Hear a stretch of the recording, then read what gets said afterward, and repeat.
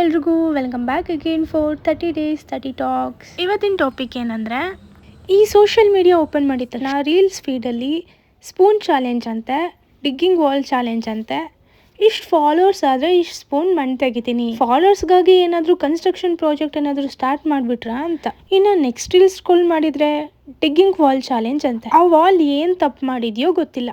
Funny and tragedy part ಏನಂದರೆ, ಈ ಥರ ವೀಡಿಯೋಸ್ಗೆ ರೀಚ್ ಹೇಗಿರುತ್ತೆ ಅಂದರೆ, ಮಿಲಿಯನ್ಸ್ ಗಟ್ಟಲೆ views, comment section full, engagement storm, algorithm full happy mood. ನನಗೆ ಸೀರಿಯಸ್ ಆಗಿ ಒಂದು ಕ್ವಶನ್ ಬರುತ್ತೆ, ವೈ ಇದು ಹೀಗೆ ವರ್ಕ್ ಆಗುತ್ತೆ?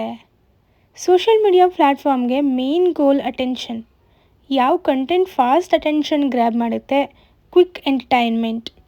ಬಟ್ ಡೈಲಿ ಎಫರ್ಟ್ ಹಾಕಿ ಜೆನ್ಯೂನ್ ಕಂಟೆಂಟ್ ಕ್ರಿಯೇಟ್ ಮಾಡೋರು, ರಿಸರ್ಚ್ ಮಾಡೋರು, ಎಡಿಟ್ ಮಾಡಿ ಟೈಮ್ ಇನ್ವೆಸ್ಟ್ ಮಾಡಿ ಕ್ವಾಲಿಟಿ ಮೇಲೆ ವರ್ಕ್ ಮಾಡೋರು ವೀಡಿಯೋಸ್ ರಿಸಲ್ಟ್ ಏನು ಗೊತ್ತಾ?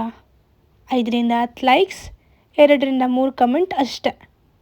ಅಪ್ರಿಷಿಯೇಟ್ ಮಾಡೋಕ್ಕೆ ಆಡಿಯನ್ಸ್ಗೆ ಪೇಷನ್ಸ್ ಬೇಕು ಮತ್ತು ಮೈಂಡ್ಸೆಟ್ ಬೇಕು. ಕೆಲವರು ಜೆನ್ಯೂನ್ಲಿ ಎಫರ್ಟ್ ಹಾಕ್ತಾ ಇರ್ತಾರೆ, ಕನ್ಸಿಸ್ಟೆನ್ಸಿ ಮೇಂಟೈನ್ ಮಾಡ್ತಾರೆ, ಬಟ್ ಗ್ರೋತ್ ಸ್ಲೋ ಇರುತ್ತೆ. ಟ್ರೆಂಡ್ ಕಂಟೆಂಟ್ ರಾಂಗ್ ಅಲ್ಲ, trend is just attention tool ಅಷ್ಟೆ.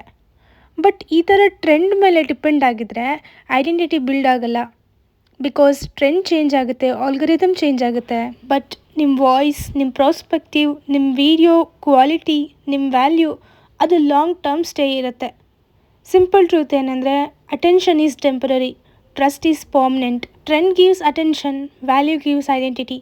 Choice is always yours. See you in next video.